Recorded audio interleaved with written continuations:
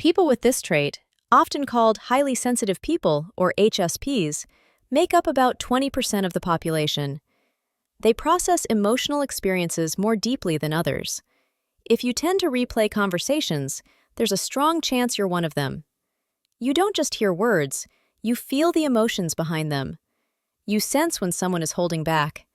You pick up on disappointment, tension, or sadness, even when it's hidden behind polite language. Because your emotional processing runs so deep, you can't simply move on from conversations the way others do. Your brain needs time to process what happened, what was felt, and what it means. Replaying is part of that process. This can feel exhausting. You may wonder why you can't let things go as easily as others seem to, why one offhand comment lingers for days, or why a conversation from weeks ago still occupies your mind. But here's what that really means.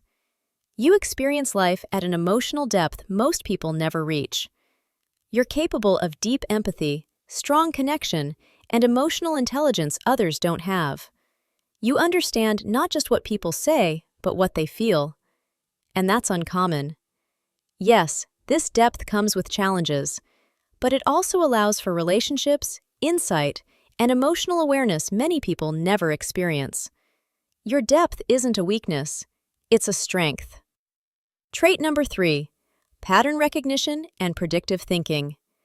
When you replay conversations, your brain isn't just revisiting the past, it's preparing for the future. You're not dwelling without reason, you're analyzing patterns, searching for signals, and anticipating what might come next.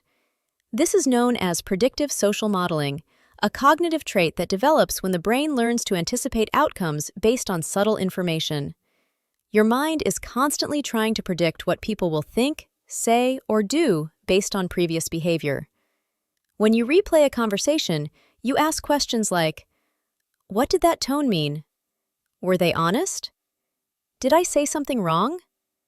Are they upset? What happens next?" These aren't irrational thoughts. They're your brain running probability checks. At some point, being able to anticipate behavior helped you navigate complex emotional and social situations. Research shows that people who grew up in emotionally challenging environments, where awareness of moods and reactions mattered, often developed this skill early. Their minds learned that noticing patterns improved connection and understanding. Over time, they became highly skilled at reading behavior, language, and tone. Even in neutral situations, the brain may continue using this ability. It replays conversations not to cause stress, but to gather information. That's why you might replay a brief exchange and think something felt off. Are they pulling away? Did I misread the moment? Your brain is comparing this interaction to past experiences and noticing subtle differences. And often, you're right. When you sense that a relationship is shifting, or that something feels different, it's usually accurate. Your mind has been collecting details others don't notice. This level of predictive thinking is uncommon. Most people take interactions at face value. You're constantly running mental simulations. It can be tiring, but it also makes you perceptive and prepared. You're not overthinking, you're thinking ahead. Trait number 4, high self-awareness and inner reflection. People who replay conversations are often deeply self-reflective. You don't just analyze what others said, you examine your own words, tone, and behavior. You consider whether you came across as intended or could have expressed yourself more clearly. This is called metacognitive awareness, thinking about your own thinking, and it's far rarer than most people realize. Many people move through life without closely examining their actions or communication. You don't. When you replay conversations, part of what you're doing is evaluating yourself. Did I talk too much? Did I interrupt? Did I sound awkward? Should I have said that differently? Sometimes this feels like self-criticism, and sometimes it is. But it's also how growth happens. You care deeply about how you show up, how you communicate, and how you connect. Because of that, you reflect on your interactions with unusual depth.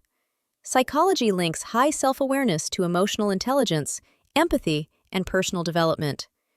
People who reflect on their behavior are better at learning from experience and improving relationships. But there's a balance to be found.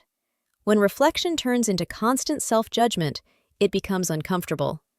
You replay conversations not to learn, but to reanalyze every detail. If this feels familiar, here's what matters. Your self-awareness is a strength, but it works best when paired with self-compassion. Most people don't think about how they affect others at all. You do. Yes, you'll make mistakes. Yes, you'll say things you wish you'd phrased differently.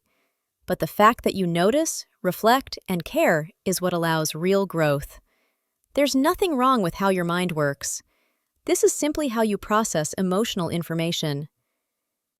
Trait number 5, heightened emotional awareness shaped by experience. If you often replay conversations, especially focusing on subtle shifts in tone or meaning, this pattern is usually linked to how your mind learned to process social information over time. Psychology describes this as heightened awareness. It's a state where your brain stays highly alert, carefully observing social and emotional cues, even in neutral situations. For many people, this developed in environments where understanding others' moods and reactions was important for connection and stability. Over time, the mind learned to replay interactions to better understand what happened, anticipate outcomes, and respond more effectively in the future. Even now, your brain may continue using this pattern, not because something is wrong, but because it's doing what it learned to do well: observe, analyze, and prepare. This isn't a limitation, it's an adaptive skill, and with awareness, it can become more balanced and intentional instead of exhausting. Trait number 6, exceptional verbal memory. If you replay conversations, there's a strong chance you have a powerful memory for spoken language. You don't just remember the gist, you remember wording, tone, pauses, and emphasis, sometimes months later. This is known as high verbal working memory, and only a portion of people have it. Most forget details quickly. You don't. This can feel overwhelming, especially with emotionally charged conversations. But your brain holds on to details because it processes language deeply. You're not replaying conversations because you're obsessive. You're doing it because your memory system is unusually strong. People with high verbal memory often excel in communication, storytelling, writing, and understanding others. This gives you an advantage in connection and conflict resolution, even if it carries emotional weight. So, if you replay conversations, there's nothing wrong with how your mind works. You're deeply perceptive. You process emotions intensely. You recognize patterns others miss. These traits didn't appear randomly. They developed to help you adapt, understand, and navigate your world. The goal isn't to stop replaying conversations completely.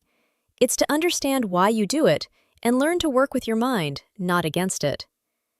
Analyze when it helps. Let go when it doesn't. Not every silence signals a problem. Not every conversation hides a deeper meaning.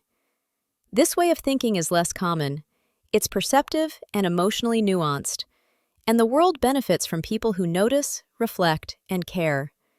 So the next time you replay a conversation, ask yourself, is my mind processing emotion? Is it noticing patterns?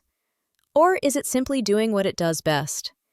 Then decide, with compassion, whether to keep analyzing or let it go. You're not overthinking. You're thinking deeply, and that's a gift.